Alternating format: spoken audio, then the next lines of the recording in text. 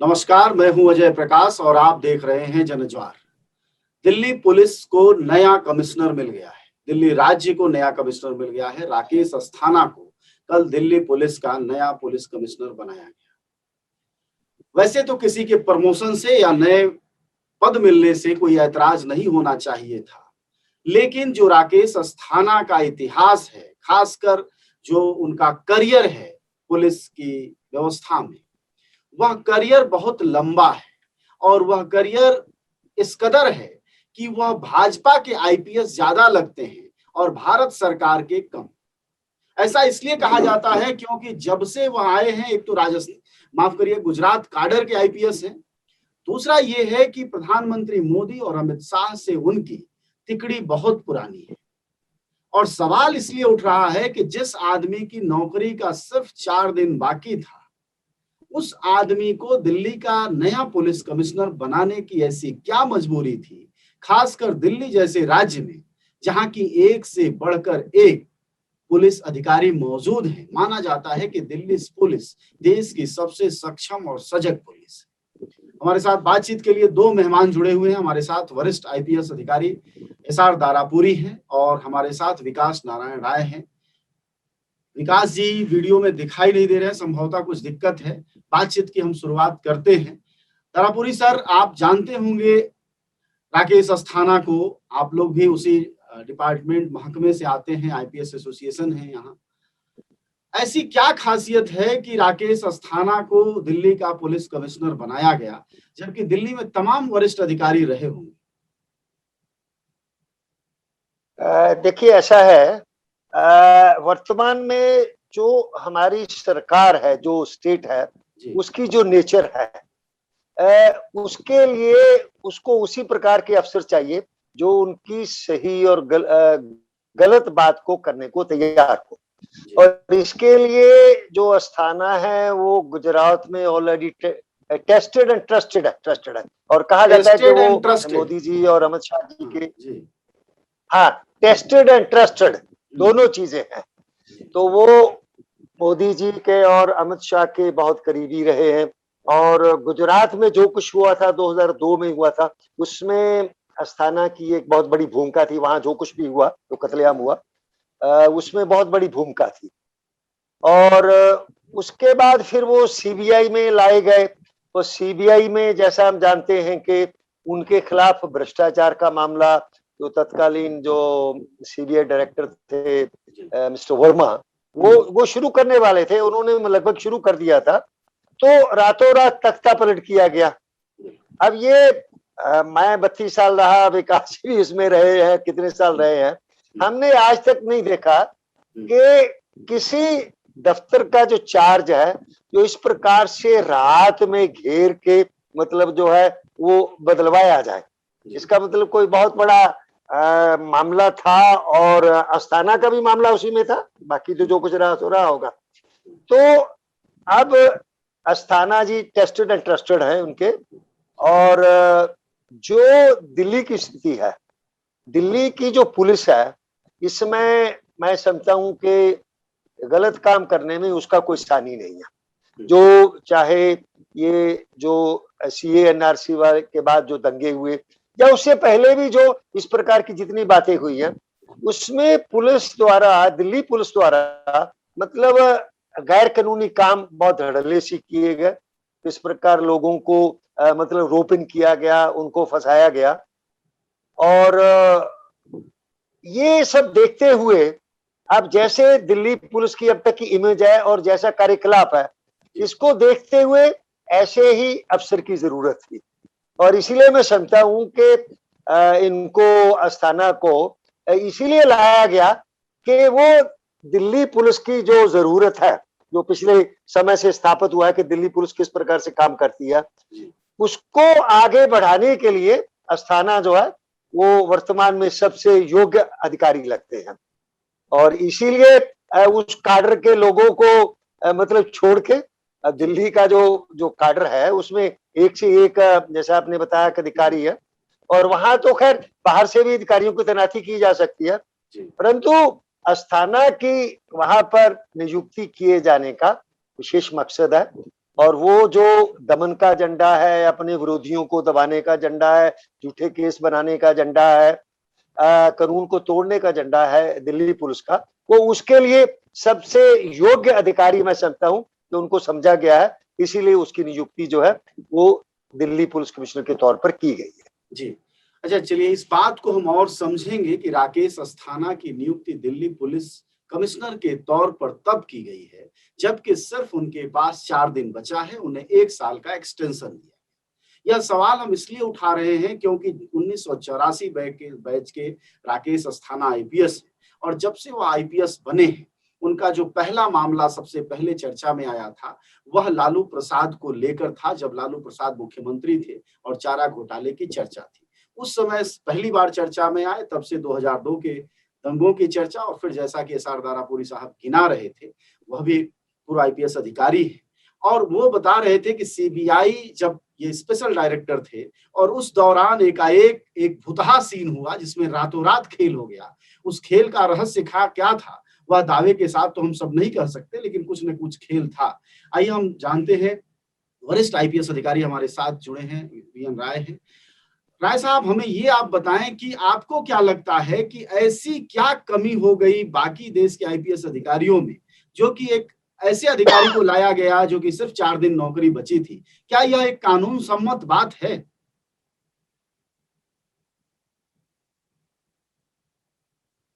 जी, आप आवाज अनम्यूट करें सर।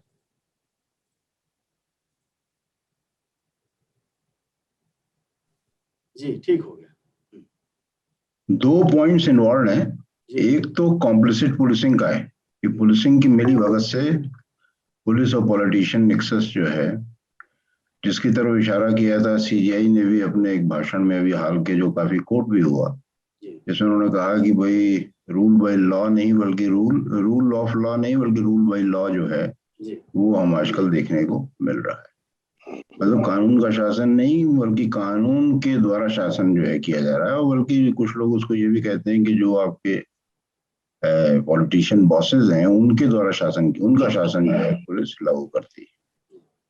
तो ये कॉम्प्लिसिट पुलिसिंग कोई अमित शाह ने शुरू नहीं की, ये तो बहुत पहले से चल रही है, जो कांग्रेसी थे तब भी चलती थी वगैरह वगैरह। लेकिन ये सही है कि इसको ये एक नई ऊंचाई तक ले गए या नई गहराई तक ले गए। आप उससे ज्यादा और कितना जो है गिर सकते हैं। आपसे ये उम्मीद की जाती है कि भाई ये आपका टास्क है, आप इसको कीजिए, और अब कानून के साथ जो तोड़ना मरोड़ना है आपको जो है जैसे भी करना है वो, मतलब आप पूरी तरीके से उसमें एक तरीके से कहा जाए कि एक आपराधिक लिप्तता आपकी भी बन जाती है। तो एक सवाल तो ये है, और दूसरा सवाल ये है कि साहब हर कार्डर की अपनी एक आइडेंटिटी है, इसीलिए तमाम जो आईपीएस सर्विस है उसको कार्डर्स की में बांटा गया है। कहने को ऑल इंडिया सर्विस है, बट एक्चुअली तो हम सब जो है कार्डर सर्विस ही करते हैं, अपने अपने कार्डर से बंधे होते हैं। और उस कार्डर का फायदा जो होता है वो ये होता है कि आप वहाँ सभी ऑफिसर्स को जानते हैं, अपने सहयोगियों को जानते हैं, नीचे तक जानते हैं। और दिल्ली पुलिस कमिश्नर का तो डायरेक्ट रोल होता है, वो चाहे डीजी रैंक के भी हों, बट वो ही टीम का नेतृत्व करते हैं। उनको तो उम्मीद की जाती है कि वो अपने सारे एसएचओs को जानते होंगे, अपने एसीपी डीसीपी सभी को जानते होंगे। तो ये सब चीजें देखते हुए, और जैसा आपने पॉइंट आउट किया कि भाई 4 दिन जिस व्यक्ति के रिटायरमेंट के रह गए हैं उसको आप ला करके थोप दीजिए, पुलिस कमिश्नर बना दीजिए, और एक ऐसे व्यक्ति को बनाइए जो पूरी तरीके से वायलेशंस हैं, जो सुप्रीम कोर्ट के वायलेशंस हैं और जो एस्टेब्लिश प्रैक्टिसेस हैं उनके खिलाफ। अब सुप्रीम कोर्ट ने प्रकाश सिंह केस में कहा था कि साहब आप 2 साल के लिए डीजी रखना पड़ेगा आपको, किसी को भी, अगर आप स्टेट पुलिस का नेतृत्व कर रहे हैं तो। उन्होंने क्या किया कि 2 साल के लिए, अब 2 दिन रह जाते थे तो डीजी बना देते थे किसी को भी पुरस्कार स्वरूप। तो उसको टालने के लिए सुप्रीम कोर्ट ने क्लैरिफाई किया कि नहीं, कम से कम उनकी 6 महीने सर्विस होनी चाहिए, तभी आप उनका एक पैनल बनाइए और उस पैनल को वेट कराइए यूपीएससी से। इसमें सब कुछ भी ऐसा नहीं किया गया, सारे वायलेशन हो गए। और अभी कुछ ही दिन पहले सीबीआई के निर्देशक का जब चयन होना था, तो इससे बड़ी हाई पावर्ड कोई कमेटी नहीं हो सकती, सिलेक्शन कमेटी, जिसमें प्राइम मिनिस्टर स्वयं उसकी अध्यक्षता कर रहे हो, सीजीआई सदस्य हो, लीडर ऑफ अपोजिशन हो, और इस कमेटी ने इनको इसीलिए छोड़ दिया था अस्थाना साहब को कि भाई आपकी 6 महीने सर्विस नहीं बची। तो इससे बड़ा रिमाइंडर और क्या हो सकता था।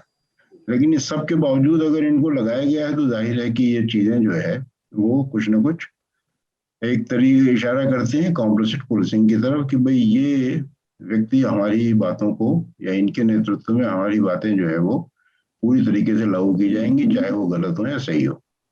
मुझे एक दुर्भाग्य से चीज बताइएगा राय साहब कि जैसे मान लीजिए कि अगर यह सुप्रीम कोर्ट ने जो रूलिंग दी उसका भी वायलेशन है, जो आम प्रैक्टिस है इस तरह के अपॉइंटमेंट्स के उसका भी वायलेशन है, यहाँ तक कि जब निदेशक की बात थी जैसा कि आपने बताया सीबीआई की, उसमें भी इनको ठीक नहीं पाया गया, फिर ऐसा क्या चांद है, क्या वजह है, मतलब जिसकी वजह से इनको लाया गया। दूसरी बात ये जानना चाहेंगे कि क्या इसको कोई चेक करने की संस्था नहीं होती क्या भारत में, मतलब कोर्ट के पास या किसी भी के पास, जिसमें यह ऐतराज डाला जा सके कि क्यों आपने नियुक्त किया?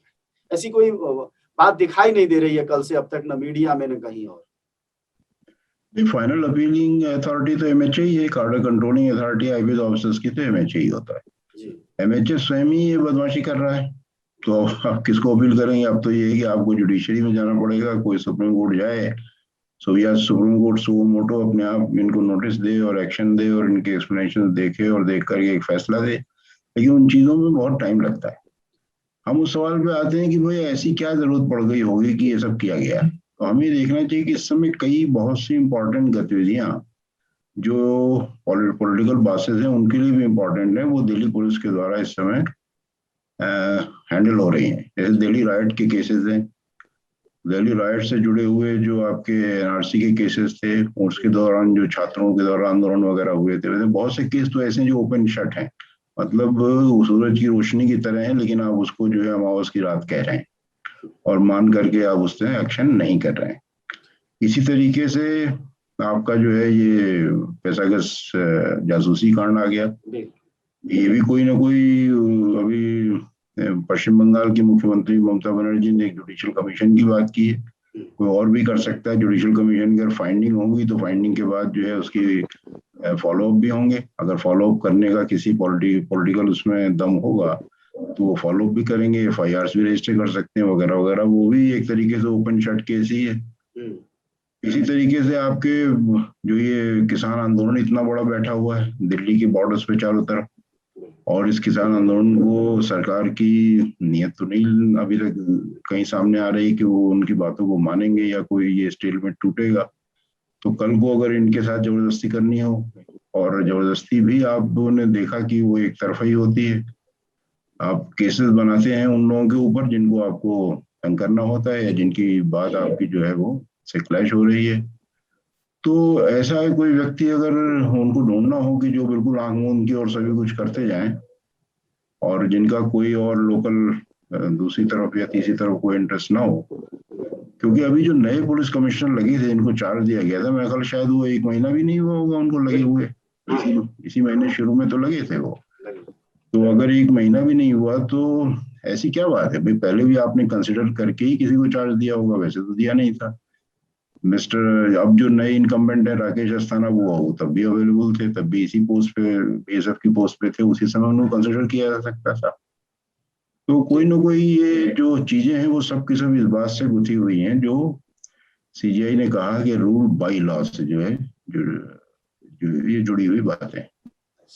आप दोनों लोग एक हमारे साथ हैं एसआर दारापुरी, पूर्व आईपीएस हैं, वरिष्ठ आईपीएस हैं, विकास नारायण है। आप जो इन दोनों लोगों को सुन रहे हैं, दोनों जिम्मेदार लोग हैं, उन पदों पर रहे हैं, काम किया है, कानून की प्रक्रिया जानते हैं। दारापुरी साहब, जब अभी विकास जी कह रहे हैं ये सारी बातें, तो कुछ यूं कही जा रही है जैसे कि हम लोकतंत्र में ही हैं, और बहुत साफ साफ कहा जा रहा है और बहुत साफ है, आप भी कह रहे थे कि ये अपने वेस्टेड इंटरेस्ट के लिए ऐसे अधिकारी लेकर आए। तो सवाल ये है कि हम जब कानून बताते हैं, कानून की राज की बात करते हैं, नियम, संस्थाएं, सीबीआई, पुलिस, कोर्ट, कचहरी, इन सब की बात करते हैं, तो क्या मायने रह जाता है जब बड़ी संस्थाओं की ही फिक्सिंग शुरू हो गई है? तो फिर कानून कहाँ रह जाएगा इस देश में? देखिए, जैसा मैंने शुरू में कहा था कि इस समय जो रिजीम है वो उसका जो रवैया है वो तानाशाही है, और वो अपनी सत्ता को बनाए रखने के लिए, अपनी विरोधियों को खत्म करने के लिए किसी भी हद तक जा सकता है। और इसमें तानाशाही में जो इंस्टीट्यूशंस होते हैं उनको कमजोर किया जाता है और कानूनों का दुरुपयोग किया जाता है। ये उसकी एक प्रक्रिया होती है। तो इसके लिए कानूनों का दुरुपयोग तो जैसे ये अस्थाना के आने से पहले ही दिल्ली पुलिस किस प्रकार से मतलब करती आई है, किस प्रकार जो वास्तविक दोषी थे उस सारी परिस्थिति को पैदा करने के उनको बिल्कुल टच नहीं किया गया, उनके खिलाफ कोई एफआईआर नहीं, कोई कार्रवाई नहीं। और जिन लोगों की भूमिका बिल्कुल उस प्रकार की नहीं थी, जिस दंगे के लिए किसी ने प्रेरित किया हो, उकसाया हो, उन लोगों को उसमें लपेट दिया गया और उनके ऊपर जो है सबसे सख्त कानून जो था वो लगा दिए गए। तो ये जो प्रक्रिया है जो इस समय दिल्ली में चल रही है, ये वो बिल्कुल कानून के नाम पर होगा और कानून का मतलब है वो वही कुछ होगा जो हम कहेंगे या हम चाहेंगे, वही कानून है। जैसे पहले कहा जाता था कि राजा का बोला हुआ हर एक शब्द जो है वो अपने आप में कानून होता था। तो वर्तमान में भी स्थिति बिल्कुल वैसी हो गई है कि सरकार जैसा चाहेगी कानून को उसी प्रकार से मतलब कर दिया जाएगा, तोड़ मोड़ दिया जाएगा, उसको लागू किया जाएगा। और ये जो स्थिति है ये लोकतंत्र के लिए अच्छी नहीं है और लोगों के मानवाधिकारों के लिए अच्छी नहीं है। और लोकतंत्र को बनाए रखने, बचाए रखने के लिए जो लोग कोशिश करते हैं एक डेमोक्रेसी के अंदर एक पीसफुल अपोजिशन का और राइट टू डिसेंट का जो इस्तेमाल करते हैं, उस सबको बुरी तरह से दबाया जा रहा है। और मतलब पुलिस को तो बात को मैं समझूं तो इस बात का मतलब यह है कि police commissioner, Delhi police commissioner की जो नियुक्ति है वह प्रॉपर वे में एक राजनीतिक नियुक्ति है, एक प्रशासकीय नियुक्ति नहीं दिखाई देती है। तो अगर यह राजनीतिक नियुक्ति है तो भविष्य में 5 राज्यों के चुनाव हैं, जहां बगल के 2 राज्य हैं, उत्तर प्रदेश और उत्तराखंड। इस नियुक्ति से इन 2 राज्यों के चुनाव पर कोई असर दिखता है या ऐसी जांच कोई होगी जो यहाँ राजनीति पर असर डालेगा, ऐसा लगता है? वो देखिए ऐसा है कि ज्यादातर जैसे होता है कि लोग अपने विरोध प्रदर्शन को जब उसको दिल्ली ले जाना चाहते हैं ताकि वहां पर वो प्रॉपर्ली प्रोजेक्ट हो, मीडिया में हो और जो सत्ता में बैठे हैं उन पर भी उसका असर हो।